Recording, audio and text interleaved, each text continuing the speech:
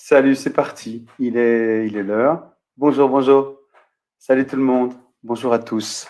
Je prends un ton solennel parce que je ne suis pas votre Premier ministre, mais je trouve ça assez drôle quand même, que j'ai décalé le direct de cette semaine à 19h pour qu'on puisse tous voir l'allocution du Premier ministre à 18h. Et hop, il a décalé, il m'a copié, il s'est mis à 19h. Donc, c'est cool, on se retrouve dans la même config que d'habitude, c'est pas très très grave. Bienvenue à tous les directeurs.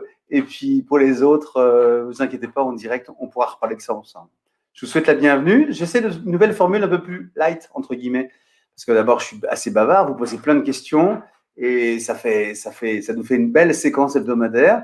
Et en plus, derrière, si je veux poser la séquence de nos clients du talent, et si ensuite je dois présenter un produit, bref, ça fait un peu long. Donc, je ne fais que parler du sujet d'aujourd'hui. Aujourd'hui, c'est les pinceaux, vous avez vu. J'ai commencé à préparer ça, voilà, il y a tout un...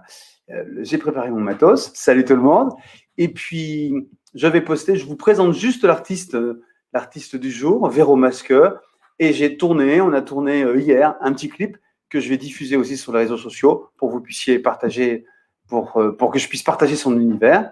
Et quant au produit, on verra plus tard. Enfin bon, voilà. OK, on fait ça. Merci pour les likes, bien sûr, comme d'habitude. Salut le Québec, salut tout le monde. Ah oui, c'est vrai que les Québécois, tous les francophones du monde entier, n'hésitez pas à nous retrouver. Et puis pour tous ceux qui sont en train d'écouter Monsieur le Premier ministre en train de nous expliquer à quelle sauce on va être mangé dans les 3 semaines à venir, en particulier dans le Nord, on se retrouve très bientôt pour la suite. La Serbie, waouh, salut. Salut, salut. On y va, on démarre, ça vous convient, on essaye de faire plus court. C'est un gros challenge. Alors, je pense qu'après, on essaiera de faire, je présente tout ce que j'ai à vous dire et puis après, je réponds à vos questions. Pour l'instant, on démarre. OK? Le sujet du jour. Attendez, j'ai des nouveaux commentaires. Je n'ai pas posté tous les bonsoirs, tous les bonjours. Bonsoir tout le monde. La Serbie. OK. Voilà, je vais vous dire tout ça. La dernière fois, je me suis fait un peu engueuler parce que les commentaires masquaient un peu tout ça. OK? Il y a des bonsoirs de partout et c'est trop cool. Voilà. Hop, hop, hop, hop, hop. Bonsoir la communauté Beaux-Arts. Salut Fabien. Pamplemousse. Voilà. Donc, le sujet du jour, c'est les pinceaux. Tout sur les pinceaux. Alors, le tout, c'est un titre un peu accrocheur, mais ça fait un moment que je vous présente régulièrement comment, tous les types de pinceaux qu'on peut utiliser, et surtout avec une préoccupation, c'est je me retrouve dans un magasin, devant un éventail, un présentoir rempli de pinceaux, mais comment je fais? Qu'est-ce que je choisis? Comment je fais pour ne pas me planter quand j'achète mes pinceaux? C'est ça le sujet. Hein. C'est pas salut tout le monde.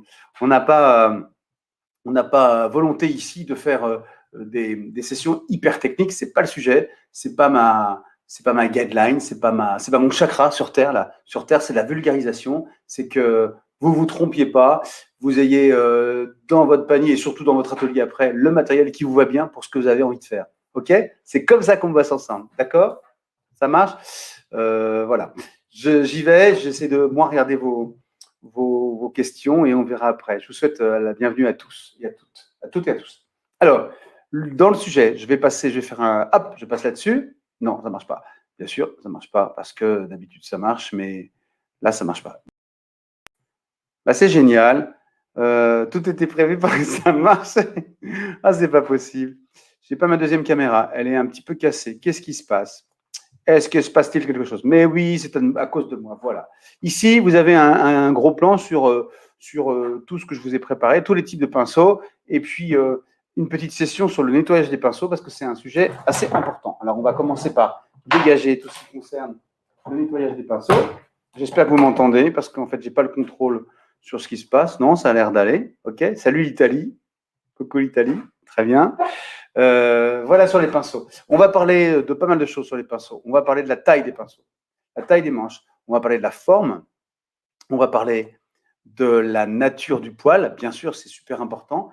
Et on va parler de la manière dont les touffes, dont les poils sont assemblés. D'accord? Mais pas de manière technique, mais surtout le résultat. C'est-à-dire, en fonction de ce que vous avez envie de faire, qu'est-ce qu'il faut choisir comme forme de pinceau. OK? On commence par un sujet simple. Je ferai un focus tout à l'heure là-dessus. On commence par la taille des pinceaux. Est-ce que je dois utiliser un manche court ou un manche long?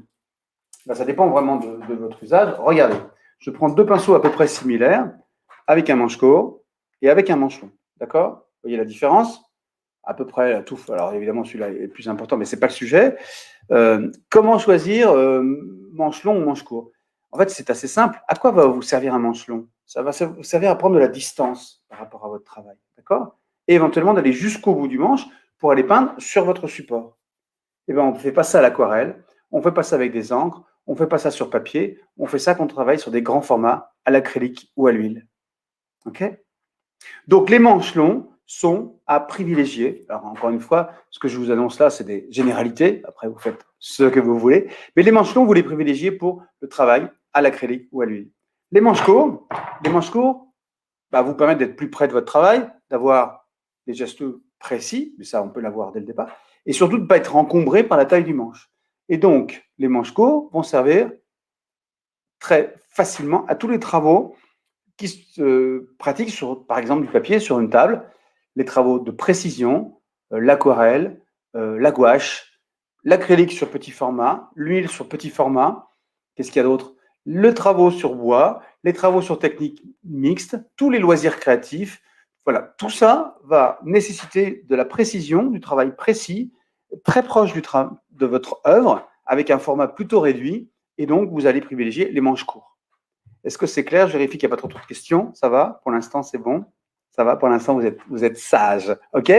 Donc, mais par contre, truc super important, si vous avez un coup de cœur pour un pinceau avec un manche long et que vous faites du scrap, par exemple, allez-y, lâchez-vous. Ça fait le job. Il n'y a pas de problème. L'importance, c'est la touffe, et on va en reparler tout à l'heure, c'est la manière dont les poils, la touffe de poils est construite, est taillée et assemblée pour vous. Mais le manche long, en fait, vous n'allez pas vous servir de la partie manche longue si vous passez votre temps à travailler très proche de votre travail. C'est clair? J'espère que je suis clair.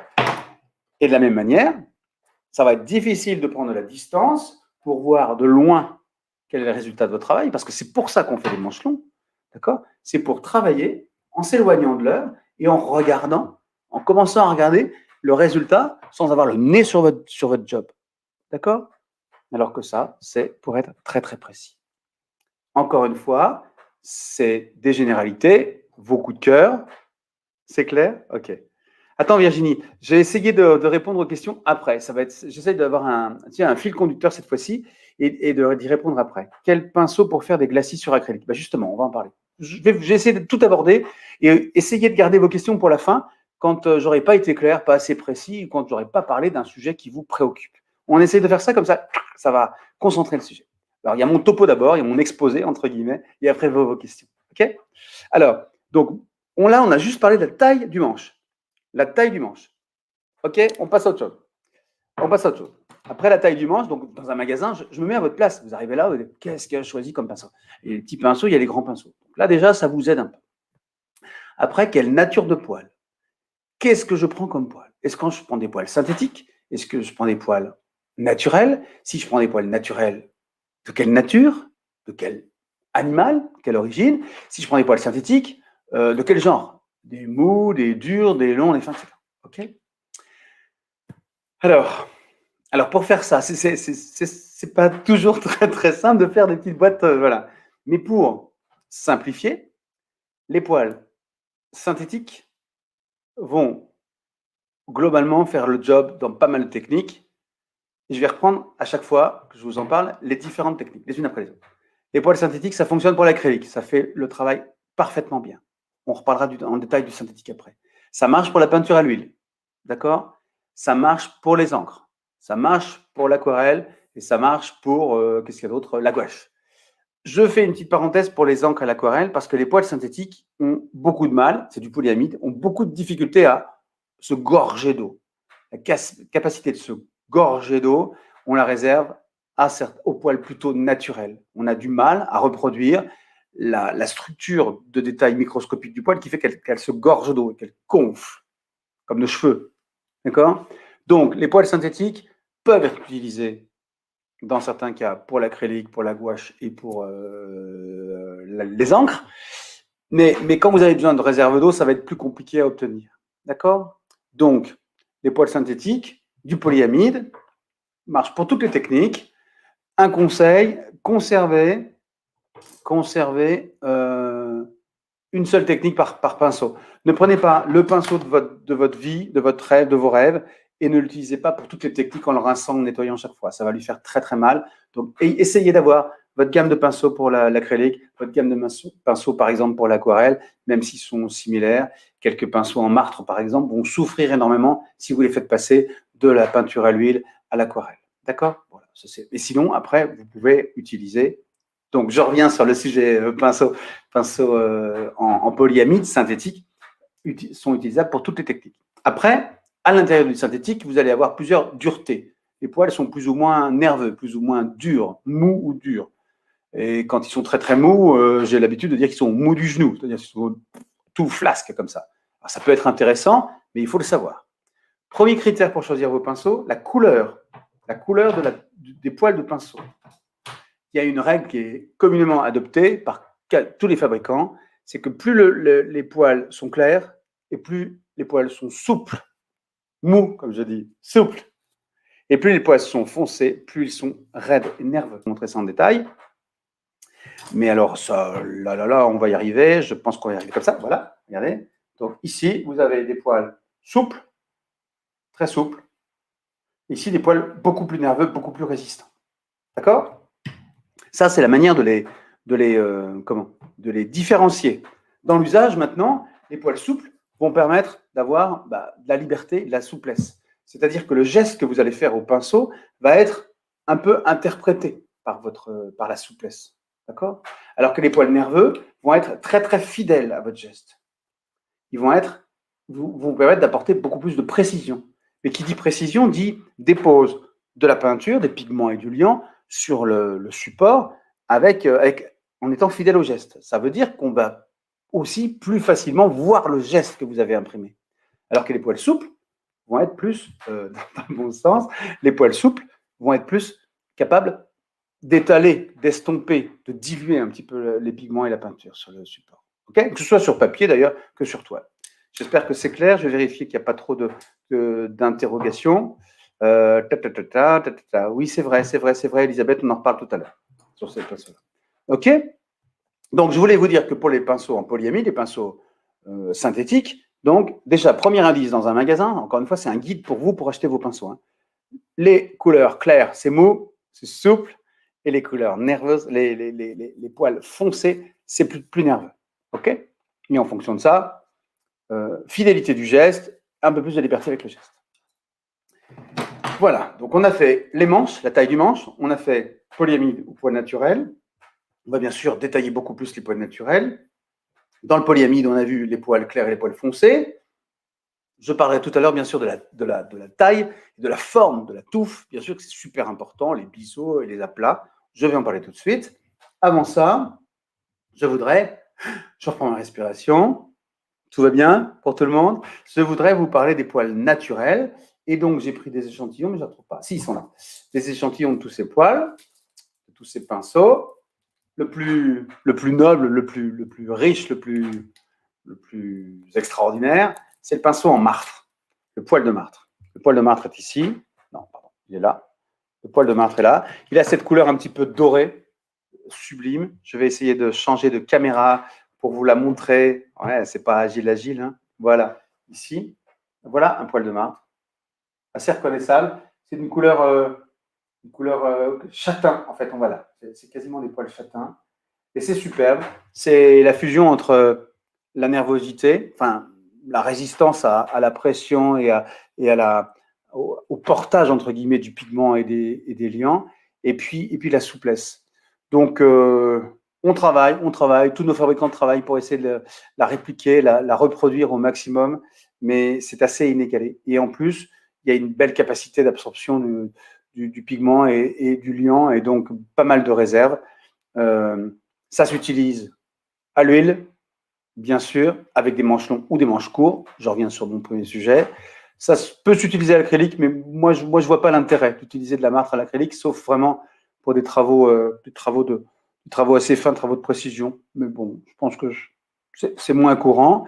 On utilise bien sûr les pinceaux en martre fin pour tous les exercices de détail à l'aquarelle. À l'aquarelle, vous allez voir, il y a des pinceaux en petit gris pour faire tous les lavis et la dispersion de la couleur et des pigments. Et puis pour le travail de détail, les pinceaux en martre. OK? Donc tout ça, on mange court, en fait, très souvent. Ça va? Donc ça, c'est la martre pour les poils naturels. On a le petit gris. Et le petit gris, c'est de l'écureuil. Et cette queue d'écureuil, avec cette forme qui est très très célèbre, qu'on trouve ici et qu'on va trouver ici aussi directement, sublime, monté avec une plume d'oie, etc. Je ne rentre pas dans les détails. Mais le petit gris, avec ici, donc, qui est monté à la main, bien sûr, avec cette forme caractéristique, ça s'utilise à l'aquarelle, avec la capacité du poil, du pinceau, de travailler dans le détail, en caressant, en effleurant la feuille, et en écrasant, d'aller travailler dans les grandes surfaces. Et le petit gris est irremplaçable, quasiment irremplaçable. On peut lancer des débats, mais quasiment irremplaçable pour ce qui est de la vie, pour ce qui est la dépose des grandes surfaces de couleurs et de pigments délayés et les mélanges de couleurs, parce qu'il y a une telle capacité d'absorption de l'eau, ça marche aussi avec l'encre, que vous êtes assez peu, enfin, on n'est pas obligé de retourner tout le temps chercher de la couleur, du pigment et de l'eau. On a une belle réserve et on peut travailler librement avec notre geste. Et la problématique de l'aquarelle, c'est que si on va sans cesse rechercher, relécher nos godets ou rechercher de la couleur avec de l'eau, eh ben, entre-temps, nos gestes précédents ont eu le temps de s'imprégner dans le papier et on a beaucoup de traces qui apparaissent. Alors qu'avec un pinceau de ce type-là, encore une fois, quasiment irremplaçable, on a beaucoup plus de temps de travail devant nous. OK? Je vais vérifier qu'il n'y a pas, que tout va bien. Les poils blancs. Les poils blancs. J'arrive avec les poils blancs. Je viens, Françoise, je viens en parler des poils blancs. Donc, OK, sur les petits gris. De toute façon, cette forme-là, elle est reconnaissable. En fait, pour simplifier, dites-vous ça, aquarelle, point barre. Aquarelle et encre de Chine, travail peinture chinoise, mais pour simplifier, c'est l'aquarelle. Tout ce qui est vraiment travail avec un univers très, très, très humide. OK? Parce que si vous faites ça à l'acrylique et à l'huile, les poils vont s'empâter, vont se coaguler, la peinture, et c'est un résultat monstrueux. En plus, ça ne coûte pas rien, ces pinceaux-là, donc c'est bien de les réserver pour ces travaux de précision. OK? Voilà. Je vous ai parlé de la martre, je vous ai parlé rapidement de la martre, du petit gris, et on a aussi, bien sûr, des petits gris dits d'étude, c'est-à-dire c'est aussi du poil de petit gris, mais ils ne sont pas montés de la même manière, et ils sont très, très intéressants. Ils font aussi parfaitement bien le job. Voilà. Et donc, ça fait très, très bien le job. C'est des coûts beaucoup plus économiques, mais ça reste, en particulier chez Raphaël, ça reste du petit gris pur. Et donc, ce sont des très, très beaux pinceaux avec les mêmes capacités que ce que je viens de vous montrer, les mêmes propriétés. Alors maintenant, on parle des poils blancs. Il y a quelqu'un qui vient de me dire il y a les poils blancs. Les poils blancs, c'est de la soie de porc, ce qu'on appelle de la soie de porc, ou alors du beau blanc. C'est souvent, dans le meilleur des cas, des poils qui sont pris, pas chez l'humain, hein, pas chez Fred, mais des poils de l'oreille du cochon. Probablement parce que c'est une belle zone où les poils sont superbes. Et on en fait ces pinceaux-là, que tout le monde connaît, des pinceaux historiques, d'accord, qui sont aussi en fonction de la qualité, en fonction du prix, en fonction de plein de choses, de la fabrication, qui sont aussi des pinceaux très, très, très intéressants. La soie de porc a une caractéristique, c'est très, très nerveux. C'est présent, ça ne s'oublie pas, c'est pas soyeux, c'est pas souple. Et ça veut dire que travailler la soie de porc, c'est presque travailler au couteau. Vous allez avec ça pouvoir choper de la peinture, de la matière, de l'épaisseur et travailler de manière un peu impressionniste, quoi. Enfin, en laissant votre patte, en laissant une impression du geste, le geste sur votre tableau. Donc c'est super intéressant, c'est particulier, c'est pas du tout interchangeable avec un pinceau synthétique, par exemple, comme celui que je viens de vous montrer là. Entre ces deux-là, attendez, je vais mettre dans les comparaisons. Entre ces deux-là, le travail sera complètement différent. Ici, vous avez de la soie de porc, c'est très nerveux, très piquant, quoi, hein, vous voyez. Et ici, vous avez du polyamide dur qui va choper, qui va très très bien faire le boulot aussi, que ce soit à l'acrylique ou à l'huile, avec des résultats sur la toile complètement différents. OK? D'accord? Les poils blancs, c'est bon, c'est clair. En règle générale, les poils blancs ne sont pas toujours d'ailleurs des poils premier prix, hein, pas du tout, du tout. Il y a des poils blancs qui sont montés, qui sont superbes d'ailleurs. Ce que je vous montre là, la série Isabelle, elle est magnifique. Chez Dalb, il y a toute une série de pinceaux en soie de porc qui sont vraiment superbes. Perso, c'est pas mon kiff, comme on dit, c'est pas les pinceaux que je préfère, mais c'est très très intéressant de les avoir parce que au lieu de passer directement au couteau, on peut bosser avec ça. Bon, voilà. Alors on fait pas un lavis avec ça. Ouais, je pense que alors, Je connais quelques artistes et quelques clients du magasin qui font ça, mais c'est pas la manière la plus simple de faire des choses très estompées où on voit vraiment plus aucune trace de pinceau. On va plutôt privilégier des poils très très souples, plutôt un peu lémides, doux, pour ceux qui ont retenu la leçon du début, donc avec une couleur de poils doré. Ok? J'espère que vous n'êtes pas paumé, je vous ai perdu ou pas? Vous êtes vachement sage pour une fois. Mais, ah oui, parce que j'ai dit que vous ne posiez pas vos questions tout de suite. C'est bien. Il est quelle heure? Il est 20. Donc, on a passé à peu près un quart d'heure à présenter tout ça. Je n'ai pas fini. Hein. Je vous ai parlé donc de la taille des pinceaux, je vous ai parlé de la nature du poil, je vous ai parlé de... C'est tout pour l'instant. Je vais aller quand même jusqu'au bout dans la nature du poil pour aussi vous présenter des pinceaux très particuliers qui sont des pinceaux... pourquoi vous ne les voyez pas? Oui, pardon, des pinceaux synthétiques en silicone. On a ici des pinceaux en silicone, donc qui ressemblent complètement aux pinceaux, mais qui sont en silicone. Comme vous savez, les fameux color shapers que j'utilise tout le temps, ça existe en Spalta, mais ça existe aussi en pinceau. Je voulais vous les montrer, parce que ces shapers, voilà, ici, en fonction de, encore une fois, de la couleur, vont être souples, moyennement souples ou durs. Ils vont avoir plein de formes différentes qui vont vous permettre de travailler la peinture de la même manière. Alors là, par contre, il n'est pas question de parler d'absorption de la peinture. On va juste la véhiculer, la porter et pouvoir travailler et la déposer sur un support. Okay, mais ça existe, et en particulier sur beaux-arts.fr. Donc voilà pour le silicone. Je n'en parle pas beaucoup plus aujourd'hui. C'est quand même pas le cœur du sujet. Je vous ai parlé de la soie de porc, je vous ai parlé de la martre, je vous ai parlé du petit gris. J'espère que vous avez quelques petits repères pour, devant un mur de pinceaux, déjà pouvoir faire le tri. Des manches courtes, des manches longues. Maintenant, on va parler de la forme du pinceau. La forme du pinceau. Alors, il y en a plein. Hein, il y en a autant de formes de pinceaux que l'imagination des fabricants le permet. Et ces formes vont avoir des usages différents, bien sûr. La forme la plus classique, alors attendez, j'ai pris un truc, voilà. J'ai pris ici, c'est le bazar, mais c'est beau, un bazar de pinceaux, c'est joli. J'ai pris ici, lui il est parti, regardez, j'ai pris dans la même série 4 formes différentes du pinceau pour vous montrer les différentes formes. La première, la plus classique, quand on parle d'un pinceau, sans connaître vraiment l'univers artistique, vous voyez ou pas? C'est la brosse ronde. La brosse ronde, c'est un pinceau classique, ce qu'on appelle un pinceau classique. D'accord? Là, j'ai pris du polyamide, doux, plutôt nerveux, pardon.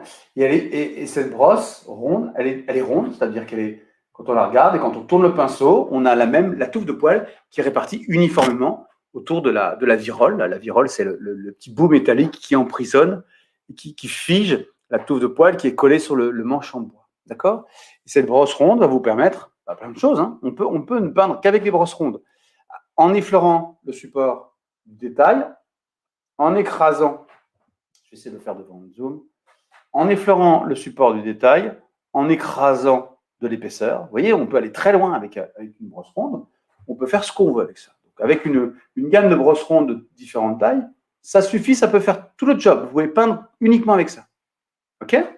Mais quand vous arrivez dans des grosses tailles de brosses rondes, comme par exemple celle-là, vous voyez le truc.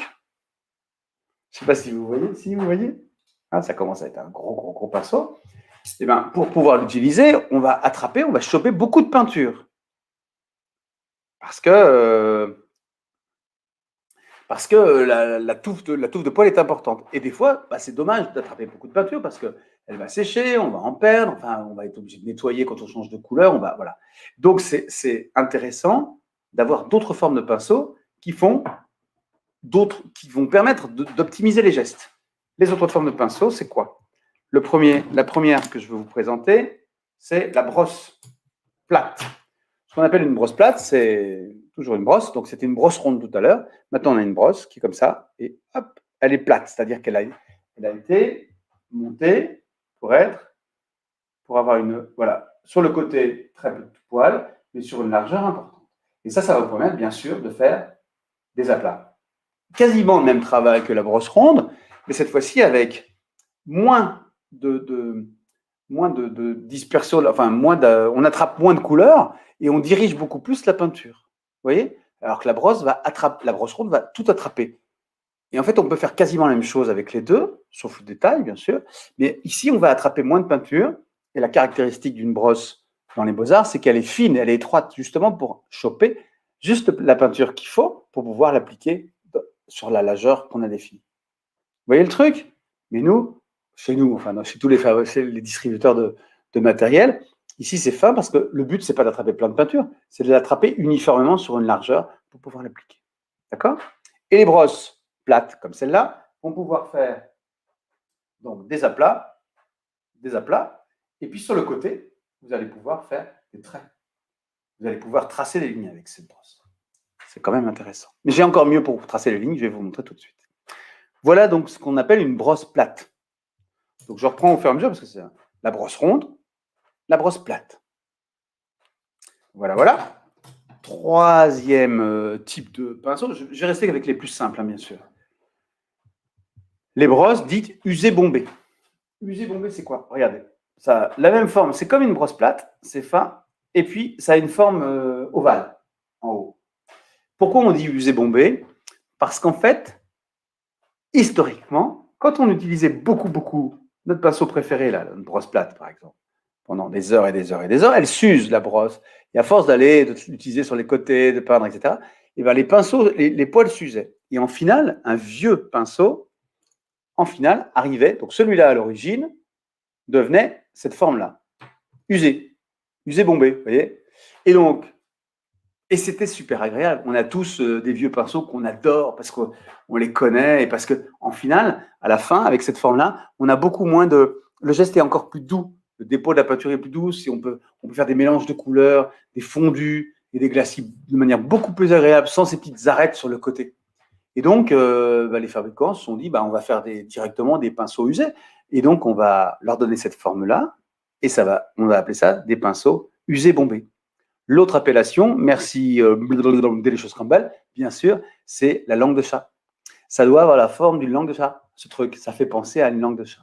D'accord? Usé bombé, langue de chat, c'est une brosse plate, classique, mais on a monté les poils et on les a structurés pour qu'ils aient cette forme-là, cette forme arrondie, sans aucune arête, pour beaucoup de douceur et du travail en douceur. OK? Je regarde pas trop les questions, ça va. C'est un petit peu calme, c'est très très bien. Vous me direz si vous avez des nouvelles du confinement en même temps, si vous regardez deux trucs à la fois. Bref, donc on reprend. Je continue, vraiment pour être clair. La brosse ronde, la brosse plate usée bombée ou langue de chat. Et la petite dernière, alors c'est pas la dernière, il y a plein d'autres formes. Alors bien sûr, il y a plein d'autres formes dans les loisirs, etc. Mais il y a une forme super intéressante, c'est le biseau. Vous le voyez ou pas? Les pinceaux biseautés. Regardez-moi ça, gros coup sur la caméra. Voilà. Et ça, c'est une brosse plate qui a été taillée en biseau. Et ça, alors moi, perso, j'adore. Surtout dans une époque où je peignais, je ne sais pas ce que je peux vous donner comme exemple, mal, ça c'est sûr, mais avec des aplats délimités entre eux, avec beaucoup de zones où je devais vraiment remplir chacune de ces zones avec de la couleur. Et ça, avec ça, vous avez une capacité. Alors, il faudrait que je vous montre. Je ne peux pas faire des démos vraiment pendant un direct, mais voilà. Vous avez, en faisant, avec ce geste-là, vous allez pouvoir suivre exactement une délimitation, vraiment, très très précisément. Et le seul biseau qui va rester, c'est la pointe finale qui va permettre d'aller dans les détails. Et ça, c'est irremplaçable. C'est pas facile à construire, je pense, parce que c'est pas des pinceaux qui sont économiques. Enfin, dans les gammes, c'est hors de prix, mais ça coûte quand même un peu de sous. Ils doivent être plus compliqués à construire. Je pense que d'ailleurs j'avais fait un reportage là-dessus, je me souviens plus bien. Mais dans tous les cas, c'est bien d'avoir ces pinceaux-là.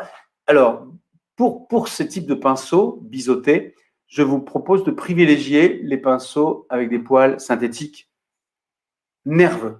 Prenez pas du mou, parce que les pinceaux mous du genou avec un biseau, pour faire de la précision, alors que le poil, il fait un peu ce que vous voulez, un peu ce qu'il veut, pardon, et pas ce que vous voulez, ça fait pas le job. L'intérêt, c'est d'avoir des poils nerveux qui répondent exactement à votre geste. Et donc, je vous conseille, moi, de privilégier des poils synthétiques, en polyamide, plutôt nerveux, donc avec des poils foncés. OK? Voilà, bonsoir. Pour les feuilles en particulier, oui, ça marche pour plein de trucs. C'est vraiment génial pour tous les travaux pour tous les travaux de précision. Ok. Alors, j'ai parlé des différentes formes de poils, j'ai parlé de la taille des pinceaux, j'ai parlé de la nature des pinceaux. J'ai déjà pas mal avancé. Hein. J'ai un petit oublié. C'est bizarre que personne ne dit. Mais alors, Fred, tu n'as pas encore parlé de l'éventail. Le pinceau éventail. Le fameux pinceau éventail. Et ça aussi, quand vous êtes dans un magasin, vous vous retrouvez face à ça, vous dites, mais à quoi ça sert? C'est génial ou pas? J'ai envie, parce que voilà, si vous pouvez le toucher, ça a un grand intérêt. J'ai envie, mais qu'est-ce qui se passe?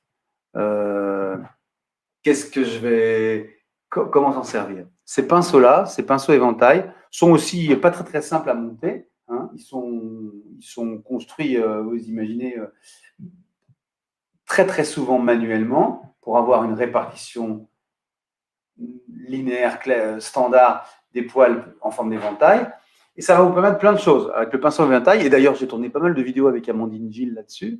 Ça va vous permettre, dans des techniques humides, diluées, avec pas mal de liants, quels qu'ils soient, l'acrylique, à l'huile, etc., à l'aquarelle, d'estomper et de créer des effets un petit peu aléatoires, très très intéressants pour faire très souvent, des poils,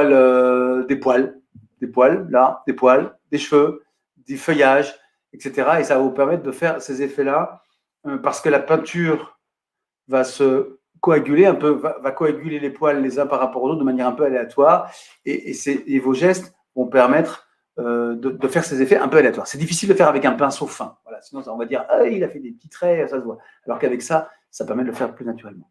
Deuxième façon de faire, avec une peinture très très diluée, on peut estomper avec ça. Et ça permet aussi d'estomper. Mais l'usage le plus fréquent du pinceau éventail, c'est quand même de faire du feuillage, des herbes, des poils, des cheveux, enfin tout ce que je viens de vous décrire. OK? Pour les fourrures, bah oui, bien sûr, Patricia. Oui, oui, tout à fait. Salut le Québec. C'est mal fun. Salut Lise. Oh, Lise, c'est un beau prénom. Hein. C'est le prénom de ma fille. C'est un magnifique prénom, Lise. Je trouve ce prénom magnifique. OK? Alors, moi, j'ai quelqu'un qui n'aime pas. Alors, je ne vois pas pourquoi elle est en colère. Bon, c'est pas grave. Il y a quelqu'un qui est en colère. C'est pas très grave. Ensuite, j'en suis où? Bah, j'ai bien avancé. Hein. Ça fait bientôt une demi-heure que j'ai sur ce sujet. La taille des pinceaux, la nature du poil, la couleur. Oui, j'arrive avec les poussoirs, ça a raison. J'allais oublier, Annick. Il y a aussi des pinceaux qui sont en soie de porc, comme cela, et qui sont montés d'une manière très, très étrange, très particulière. Ils sont tous dressés pareil, ils sont coupés. Ils ne sont pas coupés, ils sont coupés au préalable. Ils sont montés pour être montés tous exactement comme ça. Pourquoi? Pour pouvoir les utiliser de manière transversale, enfin perpendiculaire par rapport au papier ou à la paume de la main, et pouvoir travailler directement comme ça. Ces pinceaux permettent en particulier, mais pas seulement, mais tu as raison, Annick, à travailler les pochoirs. Pourquoi? Parce qu'en fait, ils ne vont pas lisser la peinture. Tu vas tremper dans de la peinture pas trop humide, un peu sèche, de l'acrylique un peu sèche ou de la gouache un peu sèche, et ça va te permettre, en faisant ce geste, de tamponner et de déposer juste les pigments qui se sont posés au bout de tes poils, de les déposer directement sur le papier, et en particulier sur la zone qui est délimitée par un pochoir. Donc ça permet de faire des pochoirs sans que la peinture, tu vois, elle aille se mettre sous les délimitations du pochoir et qu'elle fasse baver le pochoir. Donc ça, c'est typiquement pour le pochoir. Ça sert à plein d'autres choses. Tu peux travailler directement avec ces pinceaux pour pochoir avec de l'acrylique ou de l'huile pour aller faire des effets et pour aller estomper. Et ça me permet de faire une transition. Il n'est pas là? Non, je ne l'ai pas là. J'ai un nouveau pinceau extraordinaire, mais je vous le présenterai dans une autre vidéo qui vient de sortir ou qu'on vient nous d'avoir, qui est un pinceau pour faire des ciels et des grains de peau. Je vous le montrerai une autre fois. Mais il a la même forme que ça, mais dans une autre texture. Donc, merci et désolé, Annick, pour le. C'était pas un oubli, mais j'avais mis ça de côté pour le pochoir. OK? J'ai presque fait le tour. Il me reste à vous parler des spalters. J'arrive tout de suite. Et puis du nettoyage. Et puis, on oublie un petit dernier quand même. Je vais vous le dérouler. Comment je fais? Allez, comme ça. On arrache tout. Voilà. Les pinceaux à réservoir d'eau. Les pinceaux synthétiques. On peut pas ne pas en parler.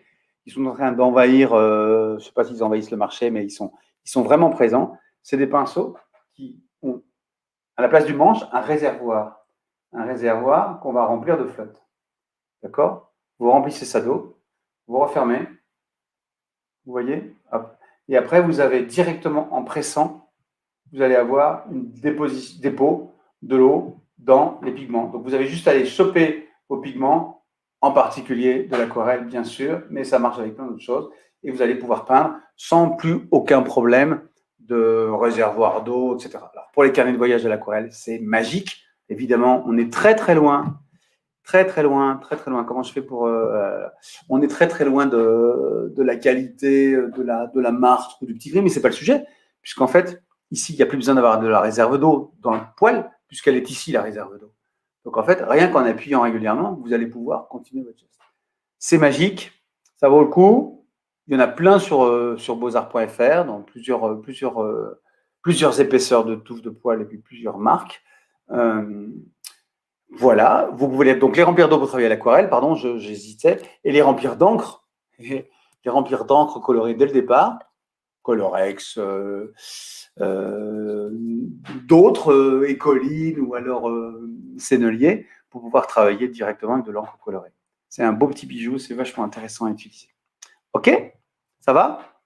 Toujours pas très bien. Pas vu le début, tu as parlé du pinceau jupon ou du pinceau triangulaire. Sinon, tu peux nous en parler. Non, j'en ai pas parlé. Moi, j'ai voulu faire les basiques aujourd'hui ce soir et pas être trop long et pas rentrer dans trop de particularités. Donc, j'ai vraiment utilisé les basiques. OK? OK. 5 départements des Hauts-de-France confinés pour 4 semaines. 5 départements des Hauts-de-France confinés pour 4 semaines. Eh ben, c'est pas cool. Ça marcherait avec de l'huile fortement diluée dans la térébenthine. Tu parles de quoi? Tu parles de celui-là? Non. Non. L'huile là-dedans, ça va tout encrasser. Il faut vraiment, pour travailler avec ça, il faut travailler avec des techniques très fluides, de la flotte ou de la flotte colorée, de l'encre, de la flotte pigmentée ou colorée de l'encre. OK? On enchaîne sur les spalteurs. Ça vous va? Vous savez ce que c'est qu'un spalteur tous? Interrogation, vous prenez une feuille et vous me dites ce que c'est qu'un spalteur. Un spalteur, c'est tout simple. C'est un pinceau. Là, il a mon pinceau. C'est un pinceau très large, comme une brosse large plate, et très fine, et très large. Un spalter, d'accord? Ça permet d'étaler, ça permet de faire des fonds, ça permet de poser du gesso, ça permet de faire des grands fonds, des grandes surfaces, ça permet de vernir aussi. Et pour ça, bien sûr, ça bien sûr, pardon, j'arrive tout de suite. Ça, bien sûr, ça dépend de la nature du poil. Quand vous prenez un pinceau super doux comme celui-là, ils sont sublimes.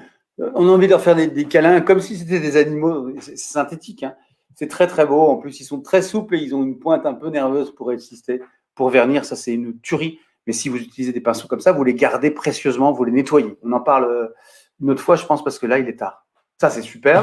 Il existe bien sûr des pinceaux en soie de porc, beaucoup plus nerveux. Et là, c'est pour, par exemple, poser de la colle ou humidifier ou peindre de manière un peu plus nerveuse, plus vigoureuse. Et puis, vous avez des pinceaux beaucoup plus doux, comme ceux-là qui sont en poney, très doux, et qui vont vous permettre d'avoir une belle réserve d'eau et, par exemple, d'humidifier un support, que ce soit du papier ou une toile, avant de travailler dans le cycle de l'eau. OK ? Ça va ou pas? Donc voilà les spalteurs, rapidement. Hein. Donc c'était pour vous donner un petit peu un ordre de grandeur. Les spalteurs en silicone existent aussi, bien sûr. J'ai fait le tour de tout ce que je voulais vous montrer, je crois. Après, le reste, on va rentrer dans les particularités. Des remplis de peinture, oui, Isabelle, ça existe. C'était rempli d'encre, en fait. Ils existent, on en a reçu. Ils sont superbes. On ne les met pas encore sur le web, je crois. Mais ils sont vraiment magnifiques. On a envie d'avoir toute la collection. Maintenant, si vous voulez bien, alors il est quelle heure? Il est 39. Alors, soit on s'arrête, soit je vous parle du nettoyage. Dites-moi si vous avez envie que je vous parle de nettoyage. J'aimerais bien plutôt. Non, allez, on va pas faire ça. Je vais répondre à vos questions. On parlera du nettoyage des pinceaux et de l'entretien des pinceaux une autre fois. D'accord? Alors maintenant, je vous écoute. Pour vos questions. Même règle des couleurs de poils pour les spalteurs synthétiques. Oui, c'est ça. Catherine, c'était des spalteurs synthétiques dont je parlais, foncés, nerveux, doux, plutôt clair. OK? J'ai oublié, Alain, j'ai complètement oublié, je ne sais pas pourquoi, j'ai oublié les traînards. Les traînards, c'est des brosses rondes, comme ça, tu vois, mais qui sont très longs, avec une touffe très longue. Et cette touffe longue va donner j'ai pas parlé, oh là là, j'ai oublié aussi des pinceaux chinois. Enfin, j'ai oublié. J'ai pas prévu de vous parler des pinceaux chinois. Ça va vous permettre d'avoir une sacrée liberté du travail avec une aisance et une souplesse, mais aussi une liberté qui peut être un peu déconcertante. Faites le test avec un entraîneur, vous allez voir, c'est très spécial. Ça peut aussi s'appeler un liner, tout à fait. Nathalie Payot, nettoyage. Bah oui, mais on en reparlera, Nathalie, parce que là, en fait, en plus, Nathalie, c'est toi qui as dit que tu étais en colère, donc merci. Tu poses des questions et puis tu fais la gueule sur Facebook. Je trouve pas ça très cool. Faut choisir, ma grande. Hein. Voilà, ok.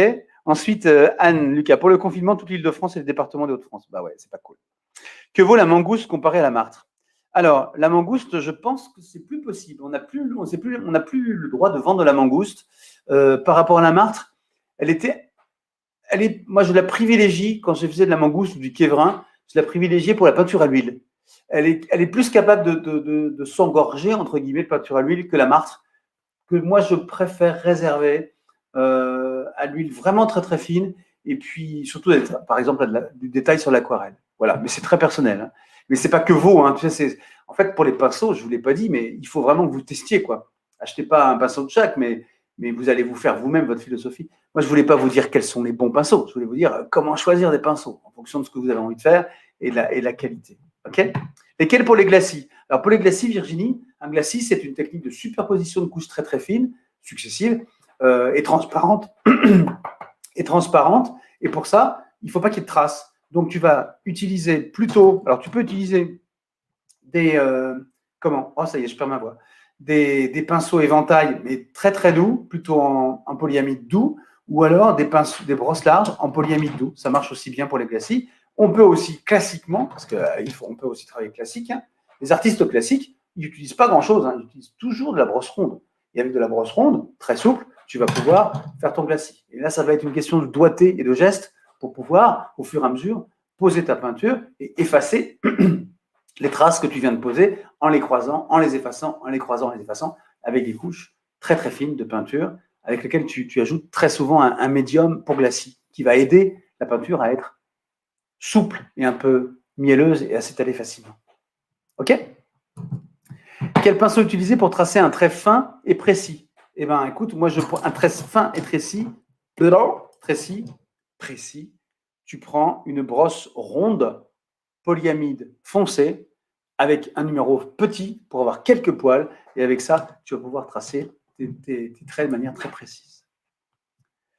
Bonsoir, quels sont les pinceaux mop? Je ne sais pas. Mop, je ne sais pas. Nettoyage, bah désolé, on en reparlera une autre fois. La question de Cécile était intéressante. Qu'est-ce qu'un pinceau mop? Je ne sais pas. Salut Nathalie. Bah si, il y a quelqu'un, et c'est toi Nathalie, tu t'es planté, tu as fait poète sur la colère. Ok, Cécile, Nathalie, vous allez entrer. Bon, pas trop de questions, ça va. On va pouvoir s'arrêter, j'espère. Ça veut dire que j'ai été très, très complet. Je ne pense pas. J'ai oublié plein de choses. Je ne vous ai pas parlé des pinceaux chinois avec du loup, avec de la chèvre, qui sont très, très souples et que j'adore, avec un peu de miel dans la gorge. Ouais. Mais ça m'arrive souvent quand je parle beaucoup. Je voulais faire moins d'1h05 et ça fait 40 minutes qu'on est ensemble. C'est pas mal. Mais, ferez-vous un direct sur les marqueurs? Oui, oui. Alors, je vais faire un direct sur les feutres. Tous les feutres, parce que vous n'y comprenez rien aux feutres. Dans le magasin, c'est complètement dingue et au téléphone, c'est un peu la folie. Donc, je vais vous faire un direct sur les feutres. Voilà, c'était la première un peu vulgarisation sur les pinceaux. Je vais vous faire un coup de nettoyage. Nettoyage du matériel, je pense que ça va être intéressant. Ça vous branche? On va faire ça. On va se faire une session un peu plus courte. Oui, Nathalie, je me souviens très bien de toi, bien sûr. Merci, très bien expliqué, c'est gentil. C'est gentil de me dire ça. Y a-t-il des spéciaux? Y a-t-il des spéciaux que pour l'huile ou c'est quoi les mieux? Qu'est-ce que Patrick? Y a-t-il des spéciaux que pour l'huile ou c'est quoi les mieux? Très mieux. Je comprends pas trop la phrase. Y a-t-il des spéciaux que pour l'huile ou c'est quoi les mieux? Ben non, je l'ai dit au début. Donc Patrick, on se concentre ou alors tu regardes le début de la vidéo. Quand tu choisis des pinceaux, tu les dédies à une technique, d'accord? Donc tu peux. Il ne faut pas qu'ils changent de technique. Ça leur fait vraiment trop de violence et on parlera du nettoyage. Tu verras, c'est l'horreur. Pour l'huile, non, il n'y a pas mieux. Mais les pinceaux synthétiques fonctionnent bien, la soie de porc fonctionne aussi bien, et la martre, si tu veux, avoir… voilà, les gens, souvent, qui se mettent à peindre à l'huile, la martre, ils ont un peu du mal à sortir de la martre. J'aime beaucoup aussi le Kévrin Plus, qui est un pinceau synthétique qui ressemble au Kévrin. Vous tapez Kévrin Plus sur beaux-arts.fr, vous allez voir, c'est une tuerie, c'est raisonnable en prix, mais c'est magique à utiliser. C'était bien organisé et précis. Merci beaucoup. Pinceau chinois, une prochaine fois. Ouais, peinture chinoise, je pourrais faire ça. Les palettes, on verra ça une autre fois, Virginie, c'est pas le sujet. Je découvre beaucoup de nuances, c'est très clair. Merci beaucoup, bah, vous êtes gentil. Je suis désolé de vous dégager pour les sujets qui sont. On verra ça une autre fois. Je vous souhaite une bonne soirée. On va faire un direct sur les marqueurs, je vais faire un direct sur le nettoyage des pinceaux. Et on se retrouve, bah, j'espère qu'une fois, je serai sans Monsieur Castex en direct, pas en conflit, mais en concurrence d'audition. Dans tous les cas, je diffuse un petit mail avec le replay. Je vous fais tous des gros bisous. On se retrouve très bientôt. Salut, salut. J'ai oublié des questions ou pas? Non, il y a plein de. Ok, super.